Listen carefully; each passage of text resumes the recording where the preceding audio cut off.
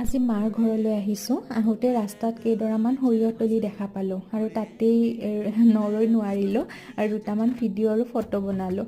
তাৰপিছতে ঘৰলৈ আহিলোঁ চিধাই আৰু এয়া চাহ পিঠা খোৱাত লাগিছোঁ। তাৰপিছত মায়ে বনাবলৈ ল'লে মাহ কৰাই। মাঘৰ বিহুত মাহ কৰাই খোৱাটো আমাৰ পিনে এটা প্ৰধান নিয়মৰ ভিতৰতে ধৰা হয়। আপোনালোকে খাইনে জনাবচোন। এয়া গুড়া খুন্দাত লাগিছোঁ, যিহেতু ৰাতি চুঙা পিঠা বনোৱাৰ কথা আছিলে, পিছে নহ'ল চুঙা পিঠা বনোৱা। কাইলৈ বনাম চুঙা পিঠাটো। এতিয়া গুড়াখিনি খুন্দি থলোঁ আৰু আহিলোঁ এয়া চৌকাত মাছৰ আঞ্জা বনাম। ফুলকবি, আলু, বিলাহী এনেকৈ লগাই। গাঁৱত আহিলেও মই এনেকৈ চৌকাত ভাত বনাই খুব বেছি ভাল পাওঁ ঠাণ্ডাৰ দিনত।